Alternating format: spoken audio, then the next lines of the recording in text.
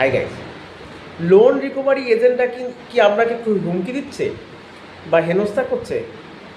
আইন কিন্তু আপনার পক্ষে। দেখুন, আরবিআই গাইডলাইন অনুযায়ী কোনো রিকভারি এজেন্ট আপনাকে মানসিক অত্যাচার, শারীরিক অত্যাচার করতে পারে না।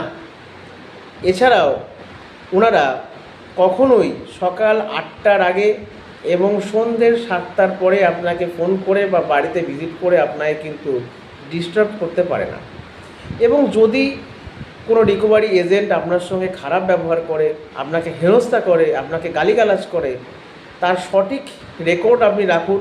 যদি হয় কল রেকর্ড রাখুন এবং আপনার নিকটবর্তী থানায় তার এগেনস্টে অবশ্যই লিখিত অভিযোগ দায়ের করুন।